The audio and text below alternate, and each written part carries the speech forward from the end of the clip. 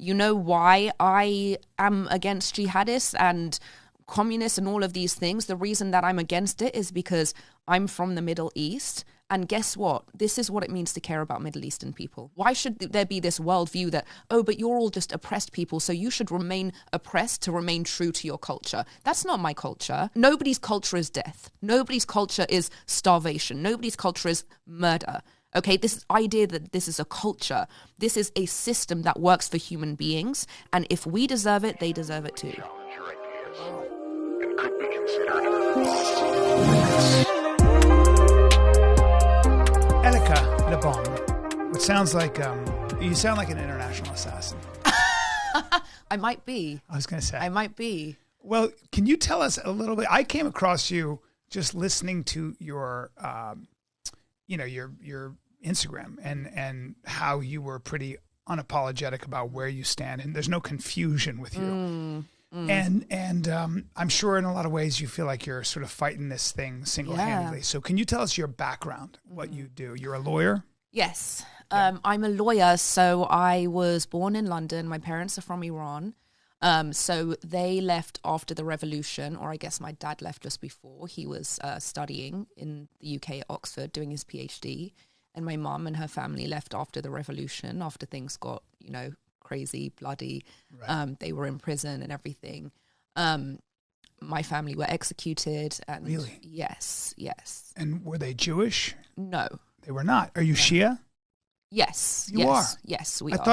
thought you were Jewish for sure. No, I know everyone thinks that. And you are a Shia? I'm not practicing. No, but I'm saying, yes. but your family is Shia yes, Muslim. Historically we come from Shia Muslim family. Yes. I am amazed. I thought for sure you were. I know. Okay, so this is very interesting. Yeah, I think that's what makes it so interesting. Yeah. People are like, wait, we thought only Jews understood the Jewish experience. And it's like, no, because we've seen what the Middle East does on the other end of it. Yeah. Right? Yeah. So you might know the story of experiencing that, but there are also people who know the story of witnessing that happening. It's going on right now in Syria, with the Alawites and the people loyal to Assad, the people who are part of the new government, the Christian minorities and things like that. The Middle East, as somebody who's lived there, is didn't need Israel to be at war all the time.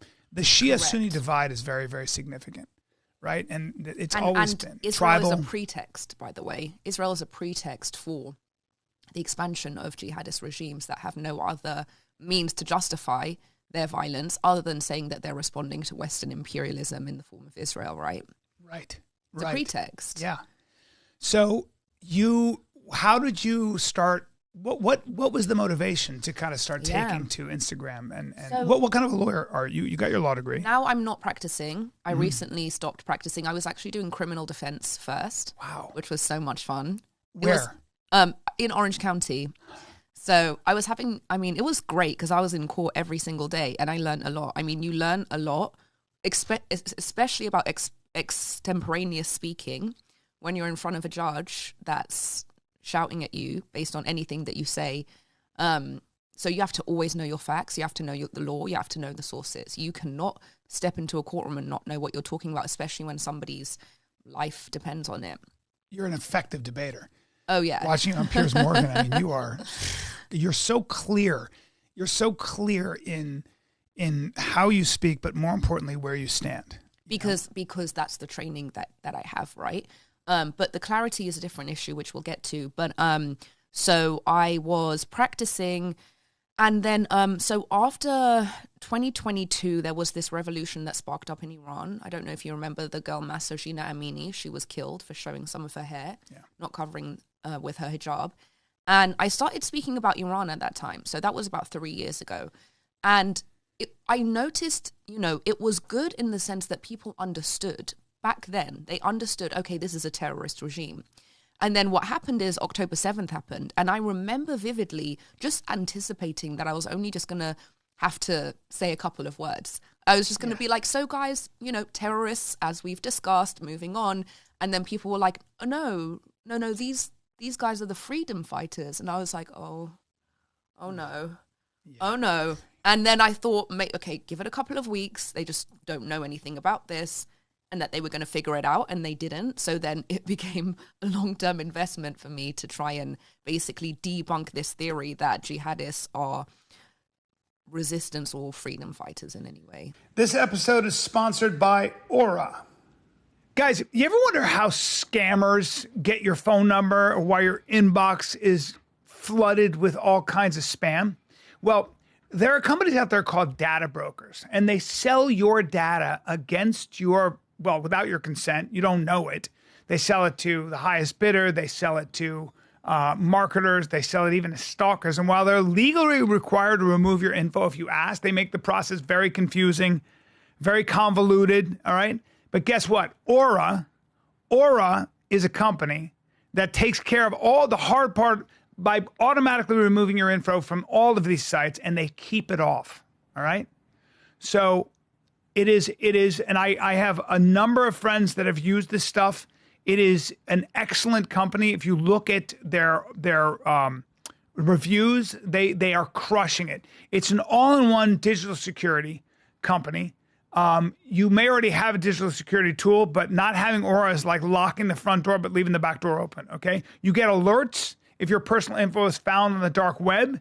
You get real-time fraud alerts for credit and banking, 24/7 monitoring to help keep your identity secure, a secure VPN, antivirus, password manager, and more. US-based support available around the clock if something goes wrong. My whole family, I'm getting my whole family on this, okay? Because if anything does happen, Aura includes $5 million in identity theft insurance protection. How about that?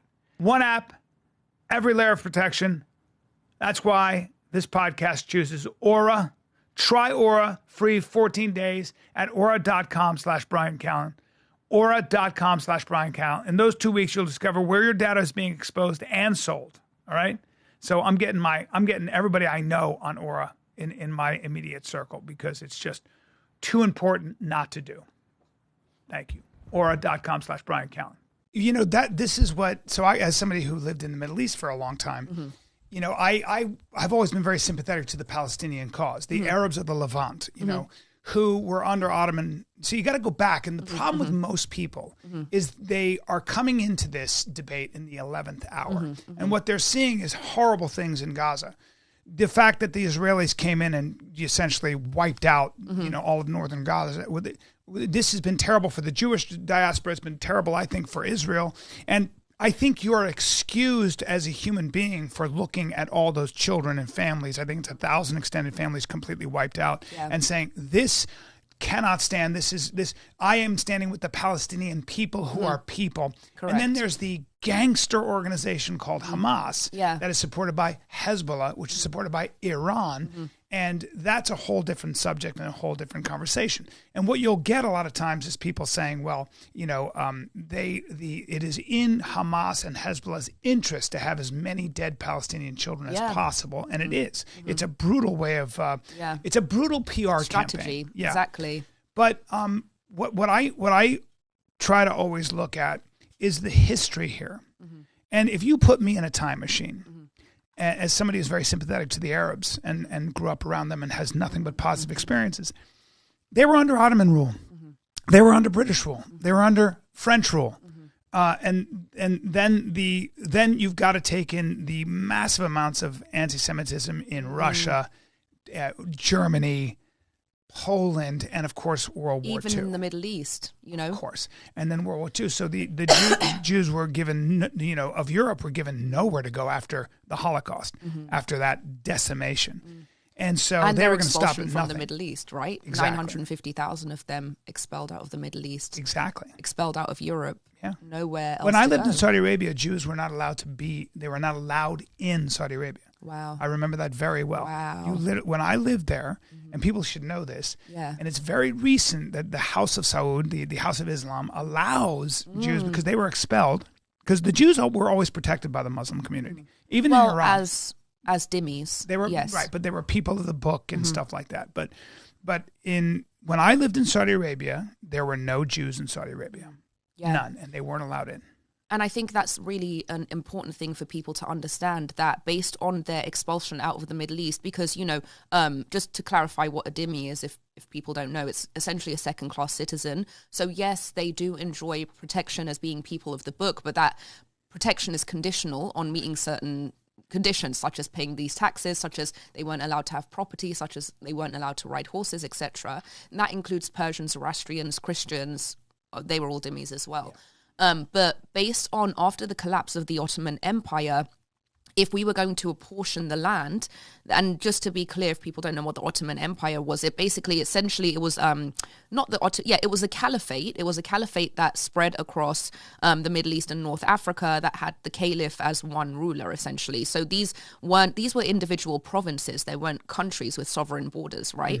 So then at the collapse of the caliphate, when we went into the state building process, which was essentially most of the 20th century, the land that should have been apportioned to the Jews based on their population should be 7 times larger than Israel, right? Right. So they actually had to sacrifice what should have been apportioned to them, right? Whereas everybody else in the Middle East got the land that they wanted. Right. And so it's just interesting that even this tiny amount of land, right, that's still significantly smaller than what should have been apportioned to them, it makes people so angry that they even have the right to be there. Right. So in other words, what they're saying is that you just shouldn't exist. Yeah. Right? You should be, gassed out of Europe, chased out of Middle East, have no land anywhere, and basically just die. Or there's a lot of people who I know who are new to this debate. They say Uganda. Well, that was, believe it or not, the early Zionists, that's right, who were thinking about actually settling Uganda as the promised land, which is crazy. But that's not a problem for Ugandans How either. interesting that I know. I remember that. That was always it's one of the funny things that people say, why couldn't they go to Uganda? It's like, okay, why don't you go to Uganda? Why don't you go to Uganda? Yeah, why don't you go to Uganda? I got no idea how to navigate Uganda. Don't swim in the water because there were crocodiles everywhere. I mean, all right, Uganda. But by the way, it might have been easier in some ways. But not being around anti-Semites probably would have been easier. But this is the first time in my lifetime where anti-Semitism and anti-Israel, voicing your sort of anti-Israel sentiments, is gone mainstream. You hear it all the time, and that's an interesting thing to me, because. You'll hear a lot of Americans say, and people I know will say, well, who says they have to have a homeland? How about the United States? They've been here for a long time. They're protected here. How's that going? Right. And I think that's right. I think if you're Jewish, all you have to do is go on.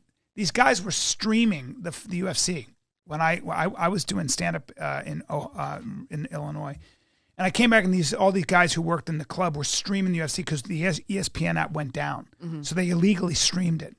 And they were like, they had to turn off the comments because you could see the comments, because he's like, bro, the comments are literally things like "kill all the Jews," etc. It was a ticker tape parade of anti-Semitism. It's terrifying. And these guys were just kids from Ohio who were like, bro, we have to shut it up. It was crazy. Yeah. And it became a sideshow to the fights. And so I think if you were Jewish and you had the experience of the pogroms of your entire history, and of course the Holocaust, if you don't have a homeland, what happens? I'll tell you what happens.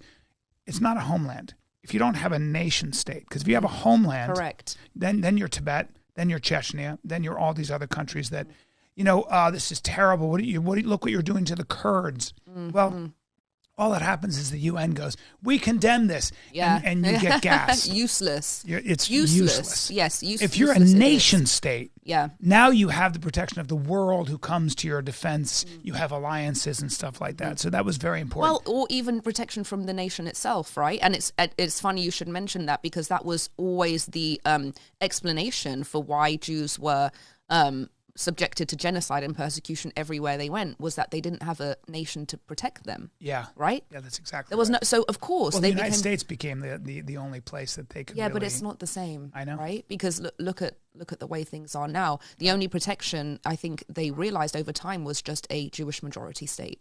Right? And that's so sad. Like, how many thousands of years you tried to be around others and they didn't accept you. So you really have no choice but to create your own state. It's not for lack of trying, right? And I think I just, all of this goes back to this rise in anti-Semitism kind of leads into my theory about October 7th in the first place, which is that, I don't think that Hamas believed that it was going to defeat Israel on October 7th. Clearly it didn't, right? And this is a well-strategized plan. And as you mentioned, they are backed by the regime in Iran. And this was a 10-year-long operation. So incidentally, and let's not get too into things, but incidentally, about 10 years ago was the JCPOA, where Obama gave $150 billion in frozen assets to the regime. Was that 10 years ago? 2015. Wow. Yeah. Interesting. Which Iranians because then the idea was, you guys will abandon your proxies. nuclear program. You'll be more reasonable. Well, yes, that was sort of the plan containing the nuclear program, except that the agreement had sunset provisions, which would only last 10 to 15 years anyway, and then they could continue to enrich. Right. And then they would be $150 billion richer. So it was very much a kicking the can down the road issue. But anyway, we obviously knew that this regime is then going to continue to fund and train its proxies, namely Hamas, Hezbollah, etc.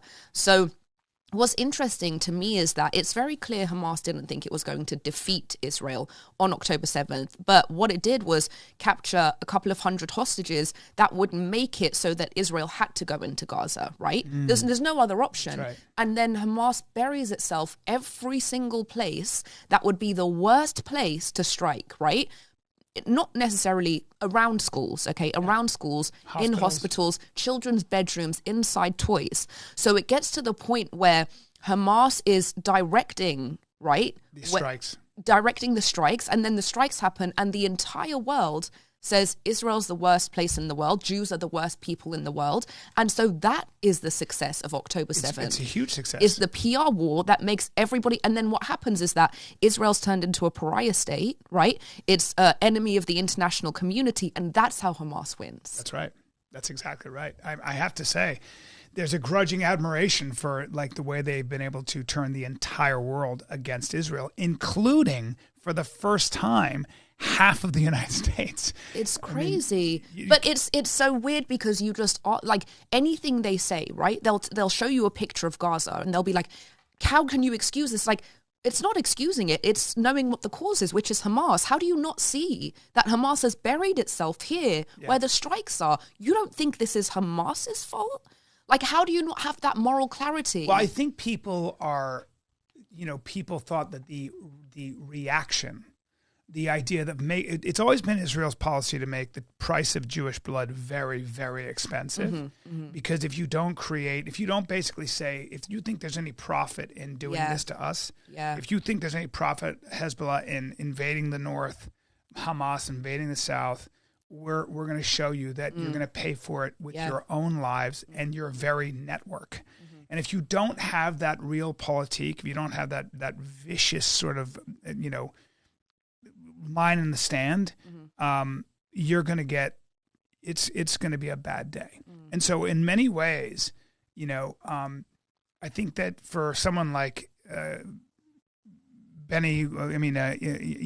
Gallant or whatever his name is, and Netanyahu, all those guys in the war room, these old, I always say, if I was Palestinian, I would probably hate Israel. If I was Israeli, I would probably be backing the regime because it's the only way I would feel I could survive. Of course. As a man, if I got my family there, there's a great saying about Israel. People had to forego who they could be for who they have to be. And sometimes you are in a part of the world where you have to embrace the angels of your darker nature or more practical nature or physics. Sheer physics is the only law of the land, and that's a tough one. I think the one of the major problems that we're facing is that, and I'm starting to realize how much of a problem this is and how much a problem it has been, is that people just believe propaganda, right? So it's like anything that Hamas comes out and says, or, any jihadist group comes out and says, people believe it, right? So, one example of that is when people talk about Osama bin Laden's letter to America. And I'm like, but you understand that that's propaganda, right? And they're like, yeah, but it's true. I'm like, okay, sure, it's true. But do you understand that Osama bin Laden was a terrorist who was harming the people he claimed to be acting on behalf of. So he would say in his letter, oh, this is what you did to Yemenis. He was exploding Yemenis. Right? Yeah. Do you not understand what propaganda is? Propaganda is something that might be true, but it's taken out of context or framed in a certain way in order to achieve a political objective. So when you're talking about what the jihadists said or what the terrorists said, and you're believing that, right? And then you're fact-checking, you're like, yeah, well, I guess America was in Yemen at this point, and so maybe he has a point. But you don't understand that he has no point because he is the terrorist, right? And he's using these points to justify his actions. And so I think the problem with, especially in the Middle East, is that people don't understand that there is this long history of anti-Semitism, and there are a faction subset of people in the Middle East who will literally die just to kill Jews. They will sacrifice their lives, their children's lives, and they're so radicalized that they make it their life's mission. But people will just believe when they come out and say, oh, this is just about the occupation. People are like, I think that's what this is about, because they don't understand that there's more to it, and this is, what they're going to tell you. Yeah, but I do think it's important to tackle and to give credence to the idea that when you create desperation, when you create a place like Gaza, which has been essentially under a blockade, in a lot of ways, and everything is controlled by Israel. But because of Hamas, right? Of course, but at the same time, the one it's very difficult. I'm always quiet. My buddy's Afghani Muslim, and he said, I don't know what to say. I said, you might want to say something like, sometimes I find myself shaking my head and saying a prayer, because I don't know.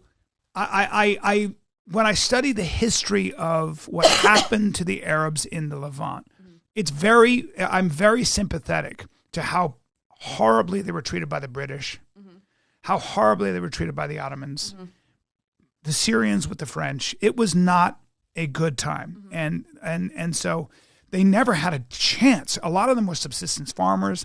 A lot of them were Bedouin. And along comes these very modernized intellectual Jews who had deep ties to Britain and were very effective at using British influence and power in helping them establish the state. Well, and then, of course, turned on the right? Well, they did. Then they actually kicked the British out. Yeah, well, the Brits also sided with the Arabs in many ways they as well, did. And really significantly limited Jewish immigration to the extent right. that they were being sent back to the gas chambers. That's right. That's exactly right. But then, you had David Ben Gurion and Chaim Weizmann, who were friends with Disraeli, and they also owned the Guardian. When I say they, I mean Jews that were sympathetic to the Zionist cause. So it was a very tough thing for the Arabs who were not sophisticated back then. Yes. And that's all I'm saying is that, so people who are pro-Palestinian, a lot of people who are not pro-Hamas, but you can be sympathetic. Yeah, just to touch on that, I think what the failure was at that time was the radicalized leadership that was making decisions on behalf of Palestinians, which ended up harming them. Like a classic example is when you had one of the offers for statehood, for Palestinian statehood, was 1939, I think it was the White Papers. Yeah. And the offer was that it was going to be a Palestinian state, an Arab Muslim Palestinian state. And there was going to be 10,000 Jews that were permitted to come to Palestine each year during this immigration crisis. I think it was 75,000. 75,000 total. Right, okay. It was 10,000 each year and then 75,000 total. And there would be no partition of the land. And then Arabs would have the discretion of whether to allow Jews after that. Now, moderate Arab leadership wanted to accept that offer, right? I mean, first of all, Israel didn't accept it, so it doesn't matter. Moderate Arab leadership wanted to accept that offer, but then you had the radicalized leadership, like the Grand Mufti of Jerusalem, who was meeting with Hitler. That was just essentially like, no Jews on this land because we want to end Jews. And so it was that bloodlust for ending Jews entirely that led to the compromise of a Palestinian state. So it's always anti-Semitism that's interrupting or frustrating the process of Palestinian statehood. And people don't understand that history, Had that anti-Semitism not been a thing, they would have accepted a state at that point. And this whole thing would have been, redundant. That point can be argued But this is what happens with this debate is you have scholars that would push back on that, and then you'd have your scholars who push back on that. And my thing about this, this conflict is it depending on where you're standing and what you've read and what you think. And you can be Jewish, you can be Shia Muslim like you. I mean, you come from that tradition or whatever. And everybody's going to have a different point of view. And sometimes I just think that, and so it goes. Like we're having this talk, and it's like nothing is going to get solved. Somebody said the only person who can solve this is God. If you read the Old Testament, Gaza's mentioned probably, I don't know, I just read it again. It's mentioned probably, 13 times at least, as a place you don't want to be, because it didn't have a lot of water, and it was, kind of a sun-baked part of the world. So I don't know, man. I find myself, but what I appreciate about what you do is you are there to kind of say, hold on, there is a right and a wrong. There is a way to do things. And we have to do that. You cannot be sort of like general about this, because if you don't do that, the world will sort its way out anyway. And that's kind of what's happening. It is. And I think this is kind of really the main point, is that it's not about the facts anymore. Yeah. Right? Right. Because we can all agree about the facts. It's the issue is the moral clarity. That's the thing that people don't have. So but how do you reconcile the massive amount of murder, or I mean, I don't know how many families and civilians in Gaza were killed, but does Israel play any part in that?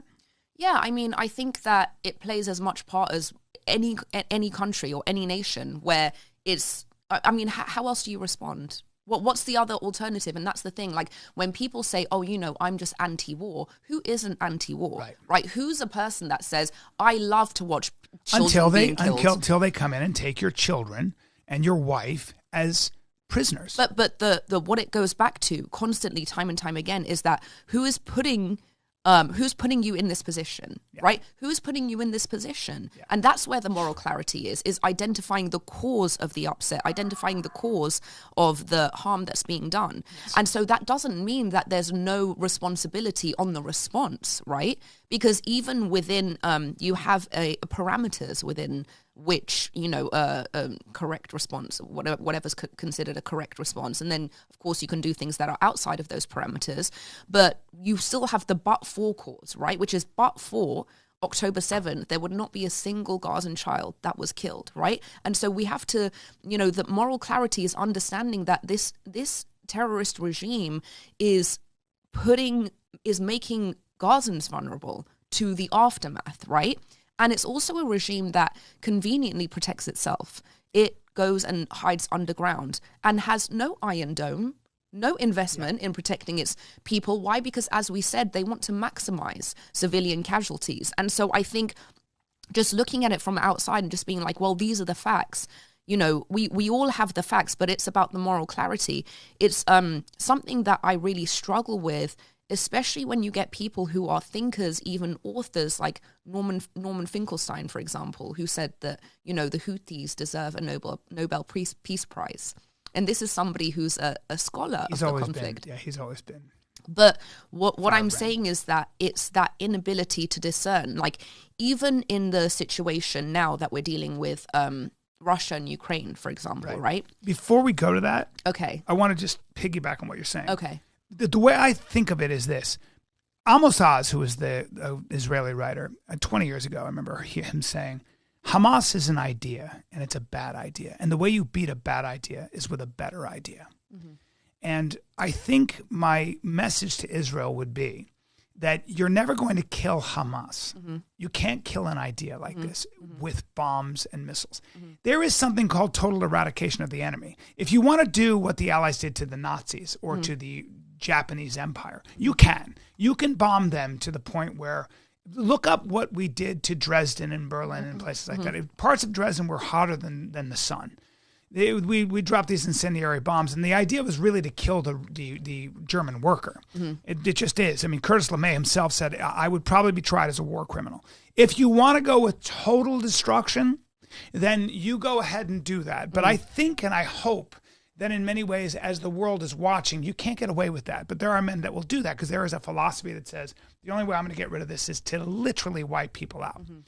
The other idea is there something that Israel can do to give the Palestinians something to lose, a future to look forward to? Their children have a better future than I do. When you can do that with people, if their kids have no future, if they're never going to go anywhere, because I went to the West Bank and I saw that wall, and I saw and I spoke to Palestinians. Their kids, if they do get a work permit and they get to come into Israel, they're going to wait in a long line, and you might get to work in a fast food place at a truck stop. As long as that is the case, I don't think that Israel will ever have peace, and I don't think the Palestinians will either. And I think that's significant. So my only solution, which isn't a solution, is the Israelis have got to give the Palestinians something. So I think on the other side of that, right? You talk about, what is the reason for this divide? And as we have even seen in this past year, that there have been terrorists that broke out of the West Bank and massacred Israelis. Sure. And so those Palestinians that you're talking about, the women and children who just want to live their lives, are being put in that position because of the terrorists. And so it always goes back to the cause that we cannot ignore. And I think as much as we talk about these things, because we can analyze this from a humanitarian perspective, and that humanitarian perspective says we just want Israelis and Palestinians to coexist and live together and be fine, which of course that's our perspective, right? But then on the other side, what is the practicality of it? What is the practical solution to the fact that you can't stop people from trying to kill Israelis? And that's the thing that's hindering the life of the Palestinian child and mother, right? So what do you do? What's the solution? Well, who is the bad guy in this? Like, to what degree, as someone who's Shia, comes from that tradition, I know, but I like to keep saying that because people think you're Jewish. Because I'm not religious. Yeah.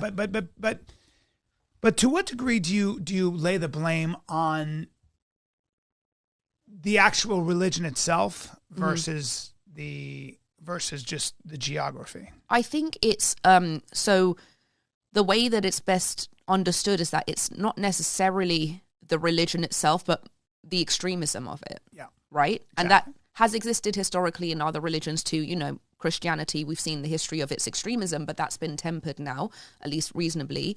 So, what we're witnessing is the result of that sort of extremism. And it isn't just Islamism, right, which is Islamic extremism. There's also other forms of extremism that have come in nationalism, right? So there has been like Arab nationalism, for example, that has taken that view of river to the sea, and there's no other exception. Right. All of these sort of extremist worldviews where it's like we just cannot tolerate you existing at all is what is frustrating any form of coexistence. And so when people look at this situation and they're like, look at how dire the situation is for Palestinians, and it's like, we all agree, right? We all agree. Yeah. We just don't agree on what's causing that. Right. So it's very easy to say, well, clearly it's Israel that's causing that by creating this divide. And then you ask, but what's the reason for the divide? And what's the solution? Yeah. What do we do instead of this divide? What do we do? I mean, I talk about de-radicalization all the time, but I don't know how you can force people to become de-radicalized. I don't know. What does Israel go? You got to give them something to I think you've got to give them something to lose. In other words, you've got to give people. Well, that's what Trump did. Yeah, you've got to give them. What do you mean? So I don't think that Trump intends to take over Gaza. I don't either. I think what he did was, I mean, he's a businessman. You could have a beautiful future. That's what he said.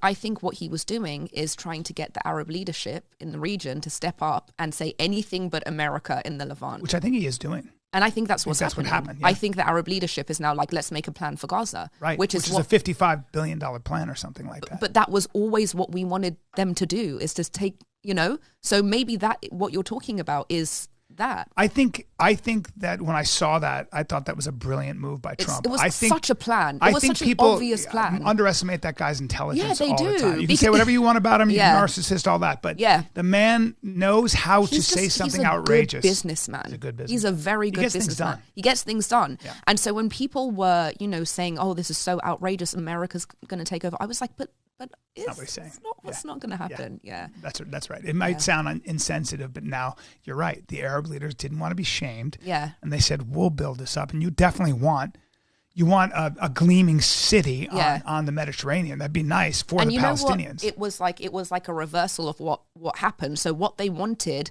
was no Israel, right? And so what they were getting was double Israel. Yeah. Because America to them is the same as Israel. Right. So instead of, it's flipped the strategy of Israel attacking its enemies to instead doubling Israel by making it Israel and America. Right. And for them, they were just like, okay, No way. anything but that. I don't think the Israelis ever wanted Gaza. No, they don't. They don't want to be there. They don't. It's such a they never liked it. But remember, in 2005, they expelled, I think, 15,000 of them, or maybe even more. Yeah. So at a great expense. So I think that's a very interesting thing. I pray that there's a better future for the Palestinians in Gaza. Yeah. I pray there's a better future for the Palestinians in the West Bank. Yeah. I really do. I think about it all the time. No, and I feel so sorry for them. The fact that there's always, even just if you look at their history of being expelled into different places and everywhere they go because of the terrorists that go with them, they have to be kicked out of these refugee camps, and it's so unfair. Well, It's think so about unfair. Iran, your own country of origin, and that's like why I the potential understand it. for Iran. Yes, with their culture and their history and their emphasis on education and family. I mean, the hardliners have to be there or they die. Yeah. But 70% of that country, I think, is under 30 or something crazy. Yeah. So it's like, let's go. 90% of them are against the regime, Of course. and so it's that exactly that understanding that I have of Iran that I can apply to Gaza. That anything that the regime causes suffering for our people, I understand that the regime is the root cause of that, and I understand what we could be if that wasn't in the way. Yeah. I think it's harder for Palestinians because those sort of factions are embedded within their society. So it's not like one regime that they can just reject and go on to have a prosperous life, right? It's totally embedded within the society. So Well, the children are taught from a very young age too. yeah, It's the problem with indoctrination is that you now have a systemic hatred and a systemic radicalization. and it's reinforced by the evidence, right? Because look at Gaza. So if any of those kids were to, for a second, to believe, oh, maybe I'm being indoctrinated, they look at Gaza and they're like, oh no, this is clearly the enemy. Heroes are the people fighting Israel and dying. Exactly. But it's not being shown to them necessarily that those heroes are the ones that are causing that. I saw a young boy shaking hands with all these Hamas fighters. Yeah. And they were all kind of in their masks with their guns. And as a little boy, I can tell you, for me to look up at those guys who are fighting the, Goliath, would be very, very, I would never forget that. Those are my heroes, and that's what happens. That's kind of, talk to me about Ukraine, because you were also, this is another thing we're seeing with people saying, well, we're in a situation now where basically, Putin was put in a corner with Ukraine's flirtation with NATO membership. The United States knew what they were doing. Yeah. And so now what you have is, well, it's a complicated situation because Russia rolled in all those tanks, killed a lot of civilians. Blah, blah, blah. So talk to me about that. So this is kind of the point that I wanted to get into when we were talking about, academics and scholars of the conflict, or any of these conflicts, where there's no issue with the facts, right? So people always think that, if they just express the facts, they'll be like, but didn't you know that NATO expanded this much and this happened and this happened and this happened? I'm like, it's not the facts. We agree on the facts. It's the moral clarity, right?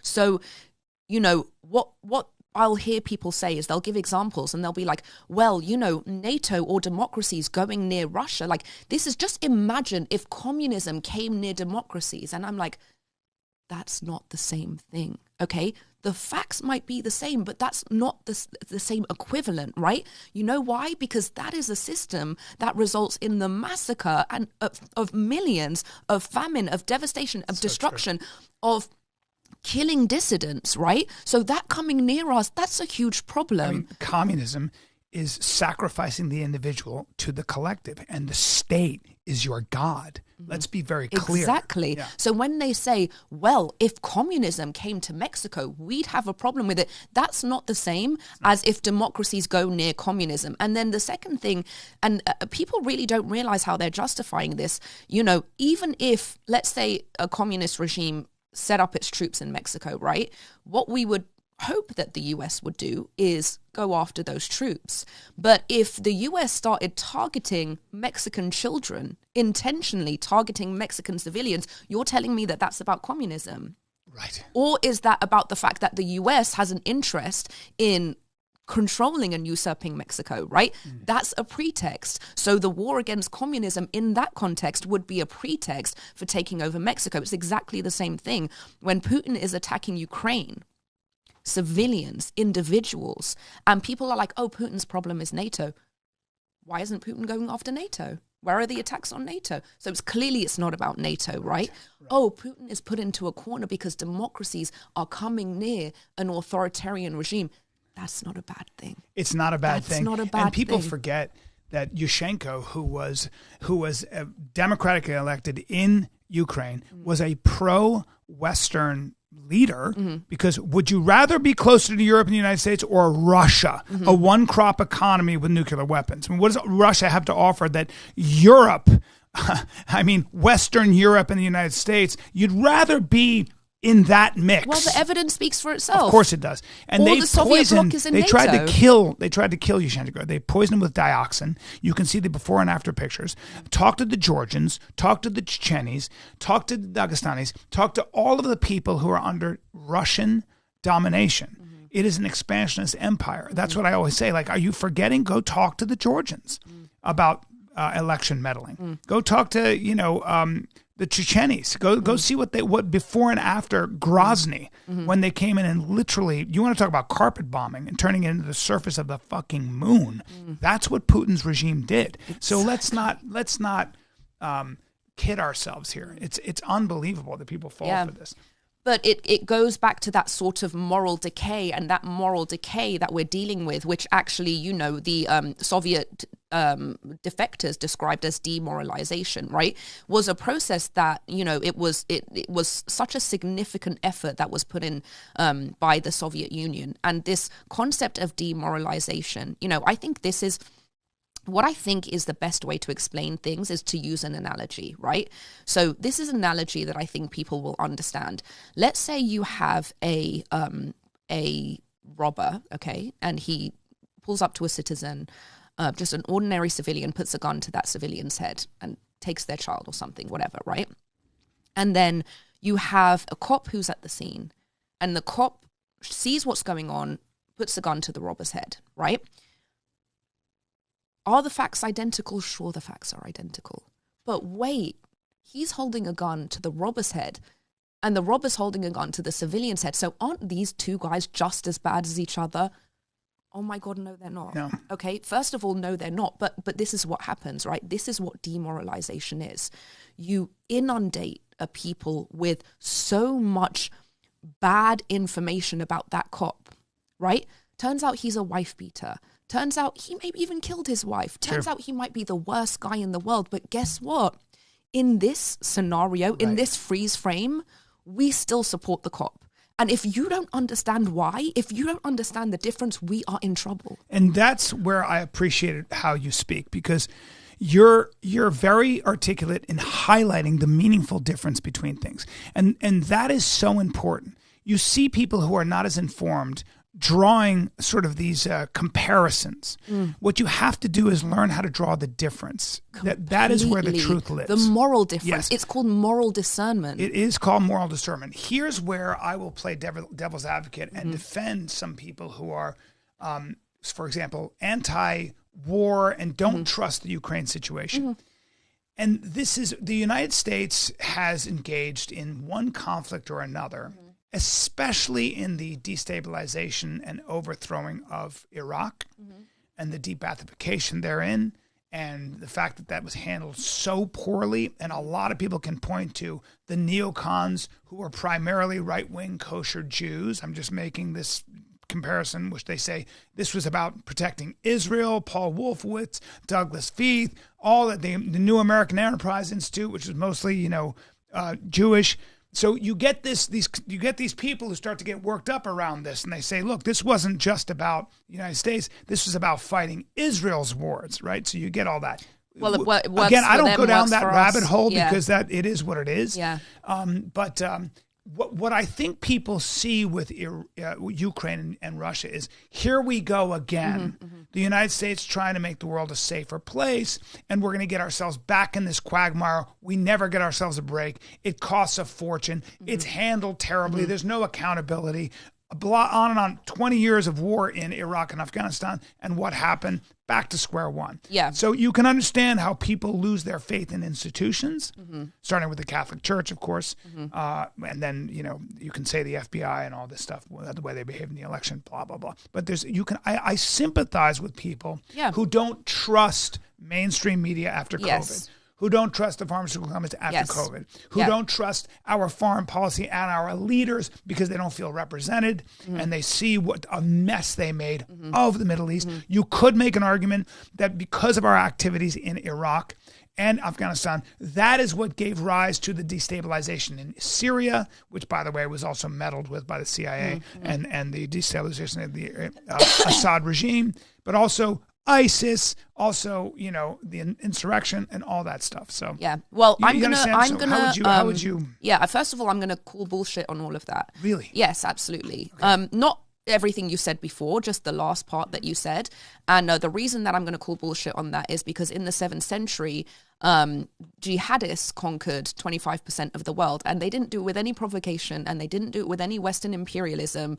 They said the exact same thing that they say today. When they conquered the Sasanian Empire in Iran in the 7th century, they sent a message and they said, submit to us or we will send you a people that love death more than they love life. And they acted that way. Islam was spread by the sword. It was not provoked. And so what happened after the collapse of the last caliphate, which was in the early 20th century, was that there was a revivalist movement. I think one of the main architects or the ideological architects of that movement was Rashid Rida.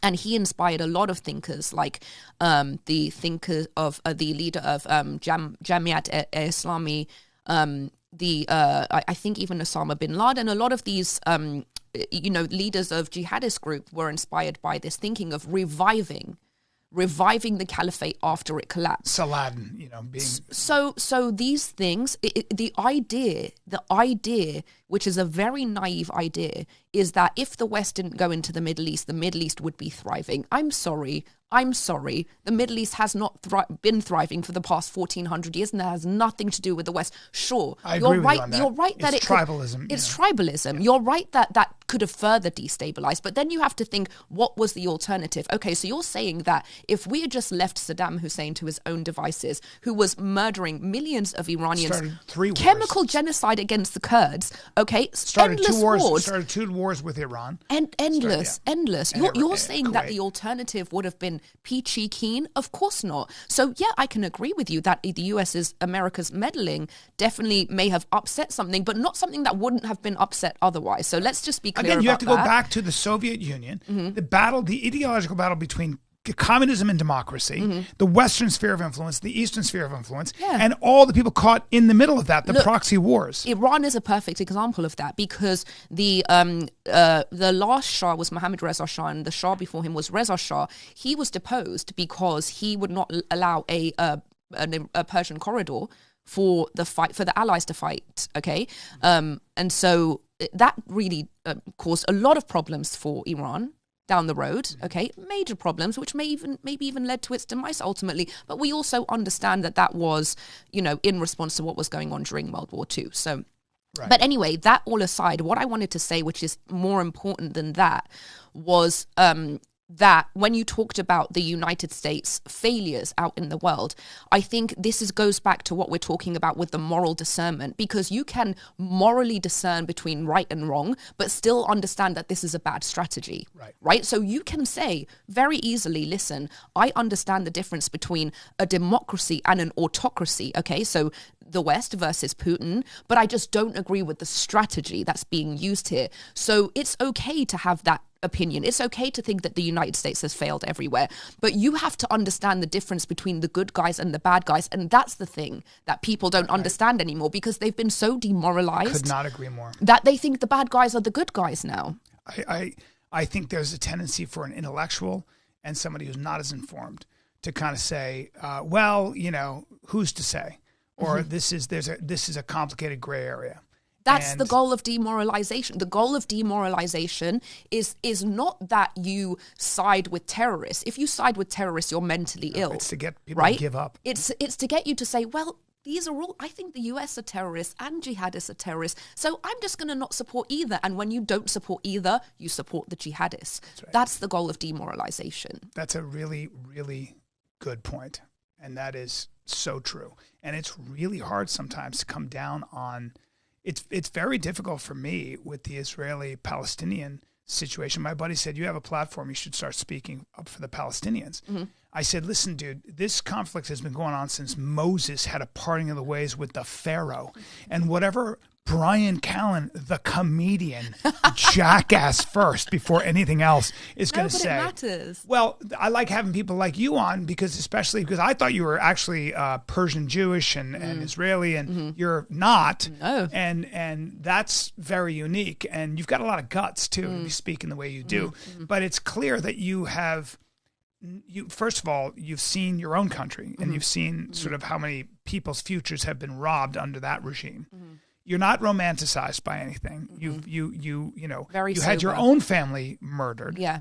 And that puts you in a position where you say the difference between a good idea and a bad idea, the price of being morally ambivalent is that people die, including the people closest to you. 100%. And that's where I really saw you. I didn't know any of this, but I just saw you so clear-eyed, so thoughtful, and so unambiguous. And it's very, very refreshing. Thank you. It really is. But I think this is really the essence of it, is that, I really started to see that we're not in an age of lacking information. We might be in an age of having too much information. Right. People don't know how to process that information. Right. And so they take that information and become demoralized. And this is exactly what I saw was lacking, was an ability to discern, that moral clarity, that moral discernment. And that's exactly what led to the fall of my country, right? Again, it wasn't that the facts were necessarily wrong. When, Iranians at that time were told about Western imperialism, maybe that wasn't wrong. Maybe that was true. But they didn't see at that time that was being wielded, right? That was being wielded to gain some type of advantage and ultimately foment the revolution that brought in the Islamic regime. Right. But it's that when society becomes demoralized in that way, where they take on all of this information and they can't do that calculus, right? Where they say, okay, I understand all of this bad information about this cop, okay, but I still understand that we have to support him against the robber, right? When a society loses its ability to do that, then we start supporting the robber. Right. And once we start supporting the robber, we start supporting the collapse of order in society. And that is exactly what disinformation was designed to do. I think that's what BLM was doing. Yeah. To a large extent. You saw that. What is your plan? You are you're such an articulate, intelligent human being. What are you, and young. Yeah. What do you want to do? I'm getting Candace Owens vibes. Okay. So it's so funny because people say that I'm the opposition to Candace Owens. Yeah, which is great. I mean, Candace is somebody who's got this sort of very anti-Israeli sort of like bent now, and she was talking about on Theo Vaughn, and I've got friends who are like, who are Jewish, who are like, dude, we're getting crushed here. But again, to your point, you can break down Israel's lobbying efforts and how they behave, but then that is within the larger context of what choice does one have when surrounded by a entire world of hate. I don't think anybody else would behave otherwise. They've been very good at figuring out a way to survive. That is what it needs to be understood, right? Yeah. All of this is a method of survival. Yeah. And maybe the survival, isn't perfectly executed, but it's survival. Is it ever, right? Right. So you're writing a book. I'm writing a book. Yeah. What's the book? It's essentially about everything that I talk about. I talk about the root or the trajectory of these historic sort of leftist social justice movements, which I was sucked into, right? Yeah. I was the biggest leftist my whole life. And then slowly things started to unpack for me. And I think this is why I talk so much about what do I talk so much about? Deprogramming. Yeah, deprogramming. Deprogramming, because what I often explain to people is that people aren't going to see the light by hearing more facts and more information. They've heard all the facts. They've heard all the information. Right.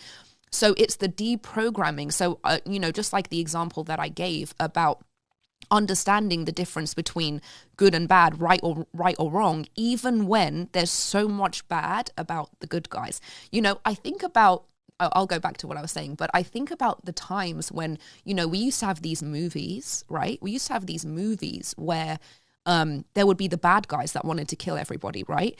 And for the good guys to capture the bad guys, they would lie. Yeah. They would mislead. They would lure them and trap them and then kill them. And people would be like, that's wonderful that happened. Right. But now in a demoralized society, we're like, but the good guys lied. You hear this all the time. They're just as bad as the bad guys. The biggest terrorists in the world. Yeah, and all it's that so stuff. stupid. Yeah. It's so stupid because the objective is completely different. You need to debate Candace.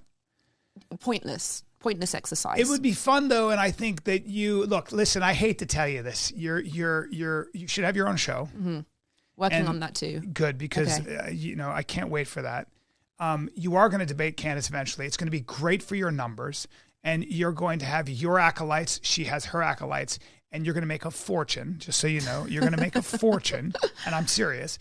And what happens to every one of us trying to make a difference in the world is you're going to get sucked right into the whole biosphere, and you're going to have a big house, and you're going to make all this money, and you're going to write another book, and people are going to love you, and you're going to go out there, and people are going to be like, I don't like you, and you'll be like, whatever, and then you're like, I love you, and that's what's going to happen.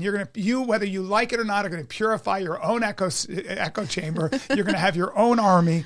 And look, it's your charisma, it's your intelligence, it's your look, it's your courage, it's your moral clarity, and tell me more. Yeah, I mean, you're a star in the making. I can see it, and I'm calling it here first for sure.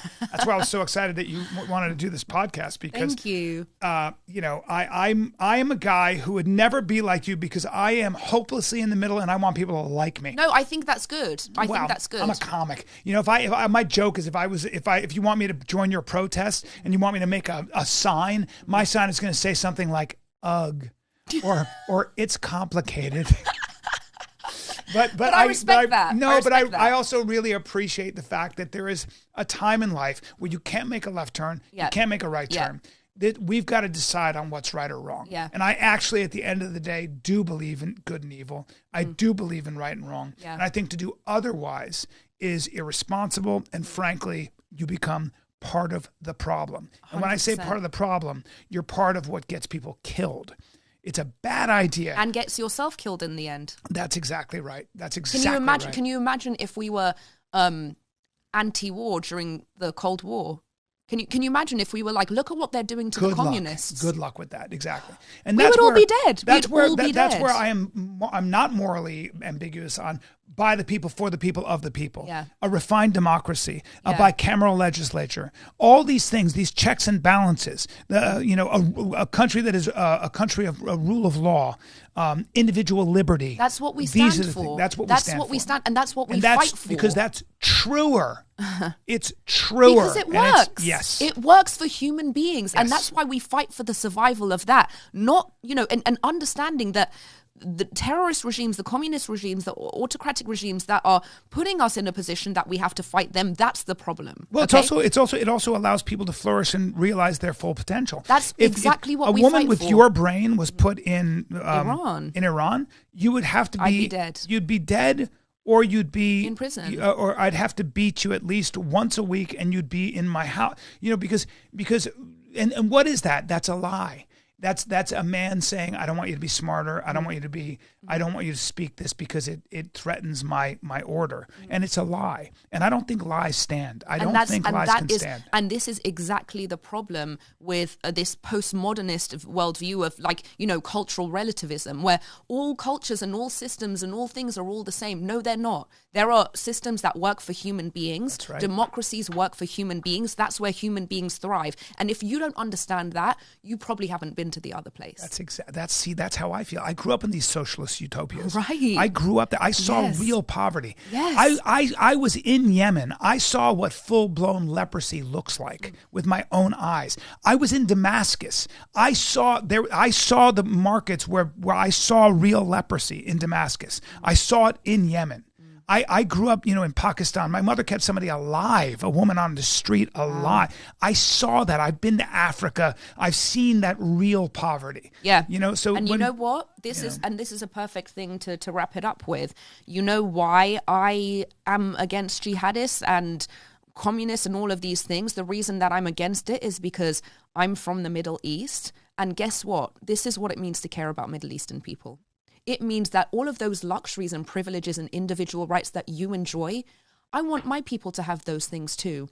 But there's something that's getting in the way of that. And that's the thing that we need to fight so that the people of the Middle East can enjoy all of the things that you enjoy. Why should they just be reserved for you? Why should there be this worldview that, but you're all just oppressed people, so you should remain oppressed to remain true to your culture? That's not my culture.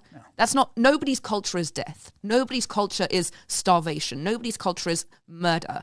Okay, this idea that this is a culture, this is a system that works for human beings, and if we deserve it, they deserve it too.